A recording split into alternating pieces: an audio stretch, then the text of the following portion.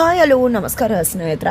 ಅನಿತಾ ಹಾಗೆ ಪ್ರಣವ್ ಇಬ್ಬರು ಕೂಡ ಸೇರಿಕೊಂಡು ಝಾನ್ಸಿ ಹಾಗೆ ರಾಘು ಕಥೆಯನ್ನು ಮುಗಿಸ್ಬೇಕು ಅಂತ ಮುಂದಾಗ್ತಿದ್ದಾರೆ. ಹಾಗಿದ್ರೆ ಅಂತಿಮ ಹಂತದ ಕ್ಲೈಮ್ಯಾಕ್ಸ್ ಹಂಚಿಕೆಯಲ್ಲಿ ಏನಾಗ್ತದೆ ಅನ್ನೋದನ್ನು ತಿಳ್ಕೋಬೇಕು ಅಂದರೆ ಈಗಲೇ ನಮ್ಮ ಈ ಚಾನಲ್ನ ಸಬ್ಸ್ಕ್ರೈಬ್ ಮಾಡಿ, ಹಾಗೆ ಒಂದು ವಿಡಿಯೋವನ್ನು ಪೂರ್ತಿಯಾಗಿ ನೋಡೋದನ್ನು ಯಾವುದೇ ಕಾರಣಕ್ಕೂ ಕೂಡ ಮರಿಬೇಡಿ.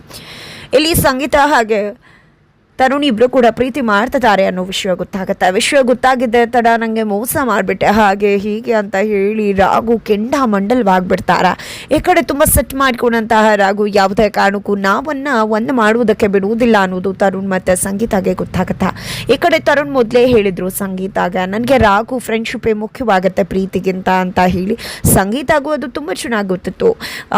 ತಾನು ಬದುಕೋದಿಲ್ಲ ಅಂತ ಕೂಡ ಆಕೆ ಕೂಡ ಡಿಸೈಡ್ ಮಾಡ್ಕೊಂಡಿದ್ಲು. ಇದರ ನಡುವೆ ತರುಣ್ನ ತುಂಬ ಬೆಚ್ಚನ್ ಮಾಡ್ಕೋತಾರೆ. ರಾಘು ನಡವಳಿಕೆ ನಿಜಕ್ಕೂ ಅವ್ರಿಗೆ ಬೇಜಾರು ತರಿಸುತ್ತೆ. ತನ್ನಿಂದ ತಪ್ಪಾಗಿದೆ, ನನ್ನ ರಾಘುಗೆ ನೋವು ಮಾಡಿಬಿಟ್ಟೆ ಅಂತ ಅಂದ್ಕೊಂಡಿದ್ದೆ. ಅಲ್ಲಿಂದ ಹೊರಟಿದ್ದೆ ದುಡ್ಡು ತೀರ್ಮಾನಕ್ಕೆ ಬರ್ತಾರೆ.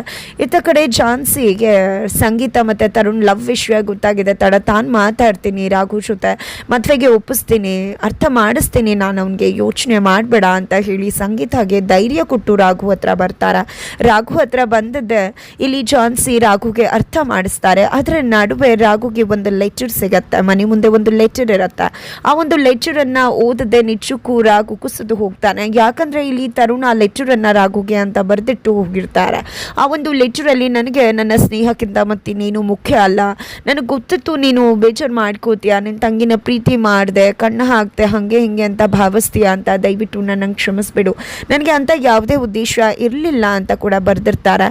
ನನಗೆ ನಿನ್ನ ಸ್ನೇಹಕ್ಕಿಂತ ಯಾವುದೇ ರೀತಿ ಪ್ರೀತಿ ಮುಖ್ಯ ಅಲ್ಲ, ಖಂಡಿತವಾಗ್ಲೂ ಇನ್ನು ಮುಂದೆ ನಾನು ನಿಮ್ಮ ಕಣ್ಮುಂದೆ ಕಾಣಿಸ್ಕೊಡೋದಿಲ್ಲ, ನನ್ನ ಸ್ನೇಹಕ್ಕೆ ಹಾನಿಯಾಗೋದು ನಂಗೆ ಇಷ್ಟ ಇಲ್ಲ ಅಂತ ಹೇಳಿ ಬರೆದಿಟ್ಟು ಹೊರಟುಬಿಟ್ಟಿರ್ತಾರೆ. ಇದನ್ನು ಓದಂಥ ರಾಘು ನಿಜವಾಗ್ಲೂ ಕುಸಿದು ಹೋಗ್ತಾರೆ. ಏನು ಮಾಡಿದಾನ ಅವ್ನು ಬಿಟ್ಟು ನಾನು ಹೇಗಿರೋಕ್ಕಾಗತ್ತೆ, ನಮ್ಮಿಂದ ದೂರ ಹೋಗ್ತಿದ್ದೀನಿ ಅಂತ ಬರ್ತಿದ್ದಾನೆ. ಇಲ್ಲ, ಯಾವುದೇ ಕಾರಣಕ್ಕೂ ಇದು ನಡಿಬಾರ್ದು, ನಿಜಕ್ಕೂ ನಾನು ಅವನ ಮೇಲೆ ಸೆಟ್ ಮಾಡ್ಕೊಂಡಿರ್ಬೋದು, ಹಾಗಂತ ಅವ್ನ ಫ್ರೆಂಡ್ಶಿಪ್ ಬೇಡ ಅಂತ ಹೇಳಿದ್ನ. ಅದು ಹೇಗೆ ನನ್ನ ಫ್ರೆಂಡ್ಶಿಪ್ ಬಿಟ್ಟು ಅವನು ದೂರ ಹೋಗೋಕ್ಕಾಗತ್ತೆ ಅಂತ ಹೇಳಿ ಮೊದಲು ಅವನನ್ನು ತಡೀಲೇಬೇಕು ಅಂತ ಅಂದ್ಕೊಂಡಂತಹ ರಾಘು ಮತ್ತು ಝಾನ್ಸಿ ಅಲ್ಲಿಂದ ಬೈಕ್ ತೊಗೊಂಡು ಹೊರಟ್ಬಿಡ್ತಾರೆ.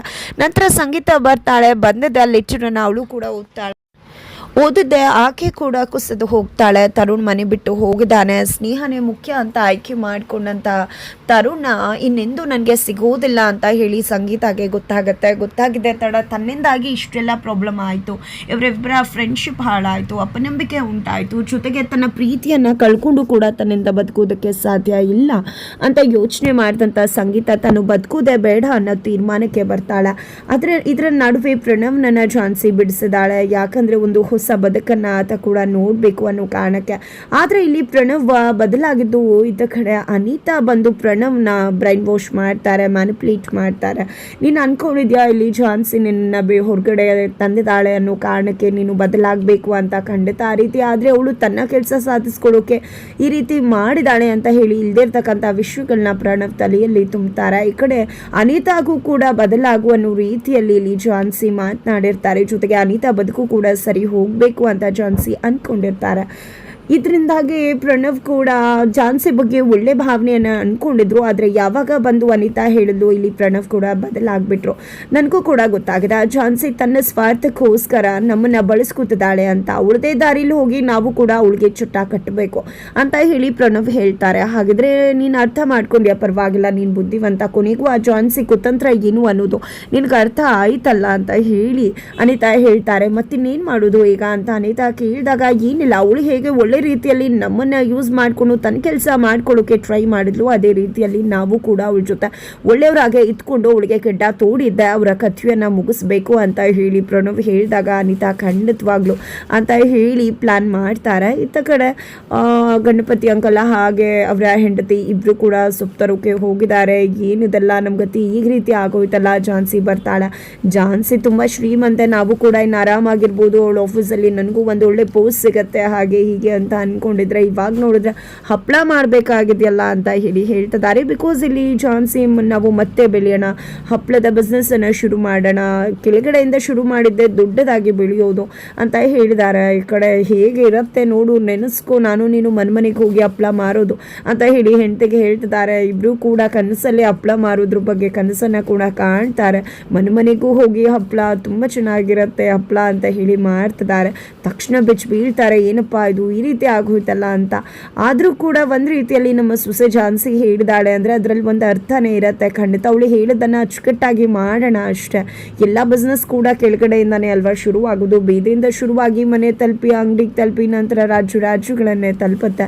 ಖಂಡಿತ ಒಂದು ದೊಡ್ಡ ಬಿಸ್ನೆಸ್ ಆಗಿ ಬೆಳೆಯುತ್ತೆ ಅಂತ ಹೇಳಿ ಇಬ್ಬರು ಕೂಡ ಮಾತನಾಡ್ಕೋತಾರೆ. ಈ ಕಡೆ ಗಣಪತಿಯವರಂತೂ ಆ ಒಂದು ಇದ್ರ ಮೇಲೆ ನಂದಿ ಚಿತ್ರ ಇರುತ್ತೆ ಅಂತ ಕೂಡ ಹೇಳ್ತಾರೆ. ಖಂಡಿತ ನಮ್ಮ ಝಾನ್ಸಿ ಹೇಳಿದಾಗೆ ಹಪ್ಪಳದ ಬಿಸ್ನೆಸ್ಸನ್ನು ಶುರು ಮಾಡೋಣ ನಾವೆಲ್ಲರೂ ಕೂಡ ಸೇರಿಕೊಂಡು ಅಂತ ಹೇಳಿ ಅಲ್ಲಿಂದ ಹೊರಡ್ತಾರೆ. ಈ ಕಡೆ ತರುಣ ಇರೋ ಜಾಗಕ್ಕೆ ಕೊನೆಗೂ ರಾಘು ಮತ್ತು ಝಾನ್ಸಿ ಬರ್ತಾರೆ. ಬಟ್ ತರುಣ್ ಎಲ್ಲೂ ಕೂಡ ಕಾಣಿಸೋದಿಲ್ಲ. ನನ್ನ ತರುಣ್ನ ಕಳ್ಕೊಂಡ್ಬಿಟ್ಟೆ, ನನ್ನ ಒಬ್ಬ ಒಳ್ಳೆ ಫ್ರೆಂಡ್ನ ಕಳ್ಕೊಂಡ್ಬಿಟ್ಟೆ ಅಂತ ರಾಘು ಕುಸಿದು ಹೋದಾಗ ಝಾನ್ಸಿ ಅಲ್ಲೇ ನಿಂತಿರ್ತಕ್ಕಂಥ ತರುಣನ್ನು ನೋಡಿದೆ. ಅಲ್ಲೇ ತರುಣನ್ನ ಅಂತ ಹೇಳ್ತಾರೆ. ತಕ್ಷಣ ಹೋಗಿದೆ, ಏನಿದೆಲ್ಲ ತರುಣ್, ಯಾಕೆಂತ ಕೆಲಸ ಮಾಡ್ತಿದ್ಯಾ, ಯಾಕೆ ನಮ್ಮನ್ನೆಲ್ಲ ಬಿಟ್ಟು ಹೋಗ್ತಿದ್ಯಾ ಅಂತ ರಾಘು ಪ್ರಶ್ನೆ ಮಾಡ್ತಿದ್ದಾರೆ. ಇನ್ನೇನು ಮಾಡಬೇಕಿತ್ತು ರಾಘು, ನಿನ್ನ ಫ್ರೆಂಡ್ಶಿಪ್ಪನ್ನು ಕಳ್ಕೊಂಡು ನನಗಿರೋಕ್ಕಾಗತ್ತಾ ಇಲ್ಲ. ಖಂಡಿತವಾಗ್ಲೂ ನಿನ್ನ ಫ್ರೆಂಡ್ಶಿಪ್ ನನಗೆ ಮುಖ್ಯ. ಎಂದು ಕೂಡ ನಿನ್ನ ಫ್ರೆಂಡ್ಶಿಪ್ ಮುಂದೆ ನನಗೆ ಯಾವುದು ಕೂಡ ಮುಖ್ಯ ಆಗೋದಿಲ್ಲ. ಫ್ರೆಂಡ್ಶಿಪ್ಪನ್ನು ನಾನು ಉಳಿಸ್ಕೋಬೇಕಾಗಿತ್ತು. ಖಂಡಿತ ನಿನ್ನ ನಂಬಿಕೆಯನ್ನು ಉಳಿಸ್ಕೊಳ್ಳೋಕ್ಕಾಗಿಲ್ಲ ನನ್ನಿಂದ, ದಯವಿಟ್ಟು ಕ್ಷಮಿಸ್ಬಿಡು ಅಂತ ತರುಣ್ ಕೇಳಿದಾಗ, ತಪ್ಪು ಮಾಡಿಬಿಟ್ಟೆ ತರುಣ, ನನಗೆ ನೀನು ನನ್ನ ತಂಗಿನ ಪ್ರೀತಿ ಮಾಡ್ತಿದ್ಯಾ ಅಂತೆಲ್ಲ ಕೋಪ ಬಂದಿದ್ದು. ನೀನು ಯಾರೇ ಇಷ್ಟಪಟ್ಟಿದ್ರು ಆಕೆ ನನ್ನ ಪಾಲಿಗೆ ತಂಗಿನೇ ಆಗಿರ್ತಿದ್ದು. ನೀನು ನನ್ನ ತಂಗಿನ ಇಷ್ಟಪಟ್ಟಿದ್ರ ಬಗ್ಗೆ ನನಗೆ ಕೋಪ ಇಲ್ಲ, ಆದರೆ ಅದನ್ನು ನನ್ನ ಹತ್ರ ಹೇಳ್ಕೊಳ್ಳಿಲ್ವಲ್ಲ, ಅದ್ರ ಬಗ್ಗೆ ನನಗೆ ತುಂಬಾ ಸಿಟ್ಟಿರೋದು ಅಂತ ರಾಘು ಹೇಳ್ತಾರೆ.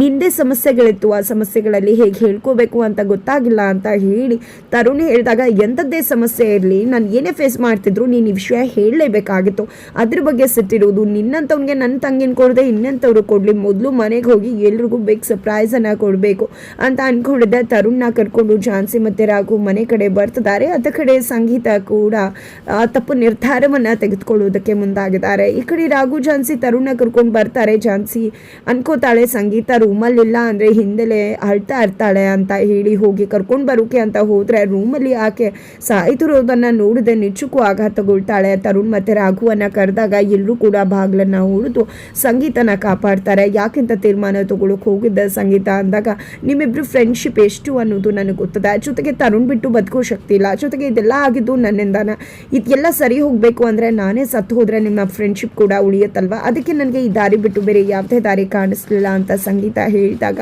ನಾನು ನಿಜವಾಗ್ಲೂ ನಿಮ್ಮ ಪ್ರೀತಿ ಬಗ್ಗೆ ಯಾವುದೇ ರೀತಿಯ ಬೇಜಾರಿಲ್ಲ, ಬಟ್ ನಿಮ್ಮನ್ನು ಅರ್ಥ ಮಾಡ್ಕೊಳ್ಳೋದ್ರಲ್ಲಿ ನಾನು ಸೋತೆ, ಒಪ್ಕೋತೀನಿ, ಮನೆಯವ್ರ ಮುಂದೆ ಮಾತಾಡಿ ನಿಮ್ಮಿಬ್ಬರು ಮದುವೆ ಫಿಕ್ಸ್ ಮಾಡ್ತೀನಿ ಅಂತ ಹೇಳಿ ಹೊರಗಡೆ ಬಂದು ಮನೆಯವ್ರು ಎಲ್ಲರನ್ನ ಕೂಡ ಕರೀತಾರೆ. ತರುಣ್ ಬಗ್ಗೆ ಒಪಿನಿಯನ್ ಕೇಳ್ತಾರೆ. ಎಲ್ಲರೂ ಕೂಡ ಮನೆ ಮಗ ಅಂತ ಹೇಳ್ತಾರೆ. ನನ್ನ ತಂಗಿ ಜವಾಬ್ದಾರಿಯನ್ನು ಅವನು ಕೊಡ್ತಾ ಇದ್ದೀನಿ, ಅವನಿಗೆ ಕೊಟ್ಟು ಮದುವೆ ಮಾಡಬೇಕು ಅಂದ್ಕೊಂಡಿದ್ದೀನಿ ಅಂದಾಗ ಮನೆಯವ್ರು ಎಲ್ಲರೂ ಕೂಡ ಗ್ರೀನ್ ಸಿಗ್ನಲ್ ಕೊಡ್ತಾರೆ. ಎತ್ತ ಕಡೆ ರಾಯ್ ಹತ್ರ ಅನಿತಾ ಮತ್ತು ಪ್ರಣವ್ ಬಂದು, ಝಾನ್ಸಿ ಎಷ್ಟು ಒಳ್ಳೆಯವಳು, ನಮ್ಮನ್ನು ಬದಲಾಯಿಸಿದ್ಲು, ನಿಜಕ್ಕೂ ಅವಳಿಗೆ ಒಂದು ಥ್ಯಾಂಕ್ಸ್ ಹೇಳಬೇಕು, ಅವ್ರ ಮನೆಗೆ ಹೋಗಿ ಥ್ಯಾಂಕ್ಸ್ ಹೇಳೋ ಯೋಗ್ಯತೆ ನಮಗಿಲ್ಲ, ಅವಳನ್ನೇ ನಾವಿರೋ ಜಾಗಕ್ಕೆ ಕರ್ಕೊಂಡು ಬನ್ನಿ ಅಂತ ಹೇಳಿ ರಾಯ್ಗೆ ಹೇಳಿ ಕಳಿಸ್ತಾರೆ. ರಾಯ್ ಕೂಡ ಹೋಗಿದ್ದೆ ಝಾನ್ಸಿ ಮತ್ತು ರಾಘುವನ್ನ ಕರ್ಕೊಂಡು ಬರ್ತಾರೆ. ಈ ಕಡೆ ಪ್ರಣವ್ಗೆ ಹೇಳಿ ಜ್ಯೂಸಲ್ಲಿ ಮಿಕ್ಸ್ ಮಾಡ್ಕೊಂಡು ಬಾ, ಖಂಡಿತ ಅದನ್ನು ಕುಡಿತಿದ್ದಾಗೆ ಅವರಿಬ್ಬರ ಕತೆ ಮುಗ್ದು ಹೋಗಬೇಕು ಅಂತ ಅನಿತಾ ಹೇಳ್ತಾರೆ. ಕೊನೆಗೂ ಇಲ್ಲಿ ಝಾನ್ಸಿ ರಾಘುವನ್ನು ಮುಗಿಸೋದಕ್ಕೆ ಮುಂದಾಗಿರ್ತಕ್ಕಂಥ ಪ್ರಣವ್ ಮತ್ತು ಅನಿತಾ ಕತೆ ಏನಾಗ್ಬೋದು, ಖಂಡಿತ ಅವರಿಬ್ಬರೇ ಒಂದಾಗ್ತಾರೆ. ಈ ಕಡೆ ಮತ್ತೆ ವೀಲ್ ಚೇರ್ಗೆ ಅನಿತಾ ಹೋಗ್ತಿದ್ದಾಳೆ. ಬಟ್ ಹೇಗೆ ಕ್ಲೈಮ್ಯಾಕ್ಸ್ ಮುಗಿಯುತ್ತೆ ಅನ್ನೋದನ್ನು ತಿಳ್ಕೋಬೇಕು ಅಂದರೆ ಮುಂದಿನ ವೀಡಿಯೋಗೆ ವೇಟ್ ಮಾಡೋದನ್ನು ಮರಿಬೇಕು.